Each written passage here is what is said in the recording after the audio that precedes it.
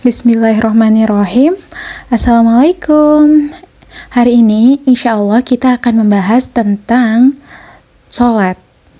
Kita semua mengakui bahwa ketika sholat sulit sekali buat fokus. Bahkan pikiran kita sering kali melayang-layang. Ada aja yang dipikirin. Entah barang hilang atau apapun pokoknya dipikirin aja waktu sholat. Nah, kalau misalnya aku tanya selama sholat, berapa persen sih kira-kira kita ingat Allahnya? Bahkan gak jarang kita tuh sering lupa rokaatnya. Aduh, ini udah rokaat keberapa ya? Kadang kayak gitu. Dan ya Allah, tolong semoga Engkau ampuni kami semua.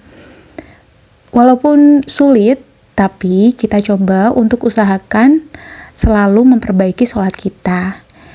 Kita belajar lagi, berikan yang terbaik semampu kita.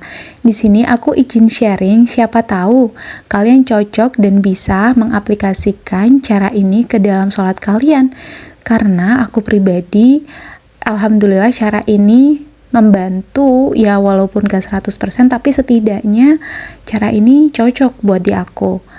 Oke, jadi cara pertama adalah cara yang paling klasik, belajar mengetahui arti dari bacaan. Aku nggak usah bahas terlalu panjang soal ini ya, karena ya kita tahu, kita kan sholat pakai bahasa Arab. Nah, wajar dong kalau kita nggak tahu artinya dan pikiran melayang-layang. Dan cara kedua, ini aku dapat dari Ustadzah Halimah Al-Idrus. Jadi ketika kita sholat, kita ingat Allah. Dan ketika itu, Allah memandang kita juga. Tapi ketika kita mulai pikirannya kemana-mana, Allah akan berpaling dan bilang, oh jadi hal itu yang kamu pikirin itu lebih penting dariku, Allah. Jadi kayak seolah-olah tuh Allah bilang kayak gitu, loh kamu lagi sholat tapi kok kamu malah mikirin yang lain. Oh jadi itu lebih penting dari aku. Kan ya harusnya kita sholat ya Allah yang dipikirin, bukan yang lain. Dan ketika kita balik lagi ingat ke Allah, Allah tuh mandang kita lagi. Nah, jadi kita tiap pikirannya mulai melayang kemana-mana atau mulai traveling, kita cegah dengan cara hal itu tuh nggak lebih penting dari Allah. Allah tuh lebih penting, jauh lebih penting dari yang aku pikirin. Balik lagi, misal mikirin tentang, aduh aku masak apa ya hari ini? Enggak, itu nggak penting, Allah yang penting. Terus misal mikirin apalagi nih, aduh aku mesti jemput siapa kayak gitu, nggak boleh, balik lagi langsung, nggak itu nggak lebih penting dari Allah. Allah penting, Allah lebih penting. Udah kayak gitu aja terus. Jadi intinya balik lagi terus sampai kamu tuh terbiasa fokus sama Allah. Jadi intinya tuh fokus terus, balik ke Allah terus kayak gitu. Jadi bolak-balik ya memang kayak banyak banget, kayak sering kita tuh kayak pikirannya kemana-mana. Ya udah kita langsung cegah, enggak, Allah lebih penting, balik lagi terus Allah lebih penting, gitu aja terus sampai nanti kalau udah terbiasa insya Allah. Cara itu lumayan bisa sih buat mengembalikan fokusnya kita lagi. Karena kalau yang cara pertama buat ngerti ini tuh agak susah buat aku, karena ya kita kan mau gak mau harus belajar lagi bacaannya, kayak misal surat-surat baru, misal waktu kita setelah takbir Fatihah, terus kan suratnya kadang kan kita suka berubah-ubah. Nah kayak gitu kan kita nggak semuanya tahu artinya juga kan. Nah tapi bisa jadi yang cara kedua ini cocok buat kalian. Dan cara yang ketiga adalah, ini cara aku sendiri, menghadirkan atau memunculkan rasa bahagia, rasa sayang, rasa takjub, rasa kagum sama Allah. Gimana caranya? Gini, jadi aku contohin yang mudahnya adalah kita ketika dapat undangan ke presiden nih. Kita dapat undangan ke istana kepresidenan. Nah, pasti jauh-jauh hari kamu tuh udah prepare, aduh aku mau pakai baju apa ya? Pasti kita berusaha pakai baju yang paling bagus, yang paling lah pokoknya. Nah, terus kita juga udah persiapan, sepatunya apa ya? Kayak gitu. Jadi kayak kita tuh udah prepare yang bagus banget gitu, pakai parfum apa kayak gitu. Jadi ada persiapan. Dan waktu kita udah diundang ke istana kepresidenan, pasti kita berusaha buat menjaga sikap, etika, dan kita berusaha untuk sopan, nggak urakan, bukan begitu? Ya kan? Nah, ini tuh sama halnya kayak kita, tapi ini lebih gede lagi, lebih gede dari presiden. Jadi kayak sama halnya juga kayak kita menghadap kepada Allah yang jauh lebih besar dan lebih kuasa dari presiden. Jadi kita tuh seharusnya juga banyak persiapan, berusaha memberikan yang terbaik ketika sholat, dan terus lagi sebelum takbir, sempatkan 5 menit untuk istighfar sebelum mulai sholat. Jadi kayak kalian mentalnya tuh dipersiapin dulu gitu.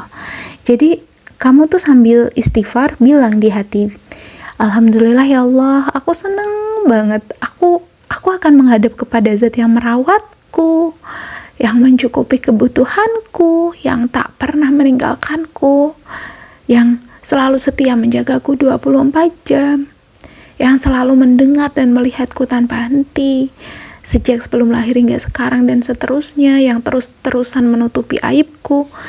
Dan aku akan menghadap ke Zat yang selalu memaafkan aku, yang menyayangiku lebih dari apapun.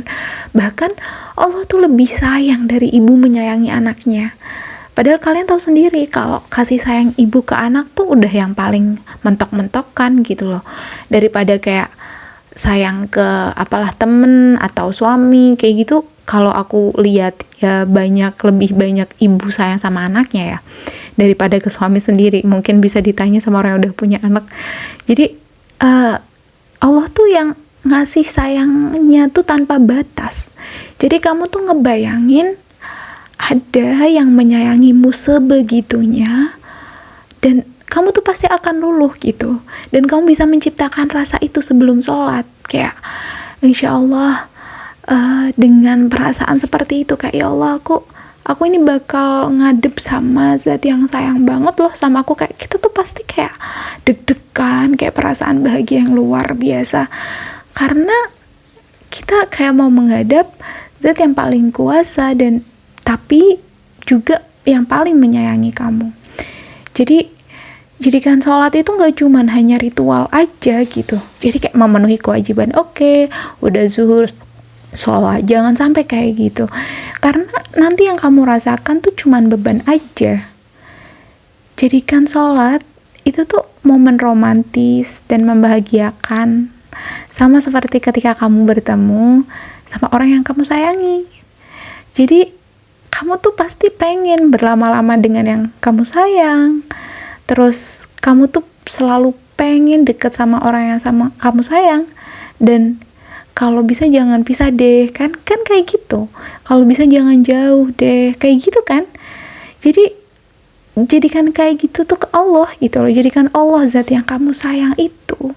Belajarlah menjadikan Allah yang paling nomor 1 di hatimu. Jadi kalau mau ditolong Allah dengan cepat-cepatlah datang kepada Allah. Kalau mau Allah cepat merespon, mau respon Allah dengan cepat. Dengan apa? Ya ketika mendengar azan, usahakan dengan segera datang kepadanya, kita segera sholat. Dan aku tuh pengen banget kalian merasakan sendiri keajaiban sholat tepat waktu.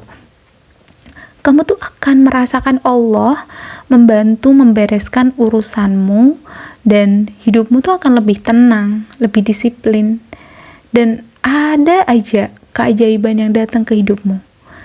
Jadi selalulah berusaha mendatangi Allah atau mengutamakan komunikasi dengan Allah daripada yang lainnya.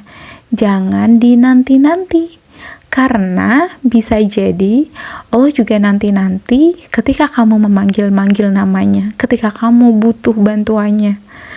Oke, aku harap insya Allah semua ini bisa jadi manfaat buat kita bersama, buat reminder aku juga. Jadi mulai sekarang, bismillah ya kawan, kita berusaha mendatangi sajadah dengan penuh cinta dan rasa bahagia kepada Allah.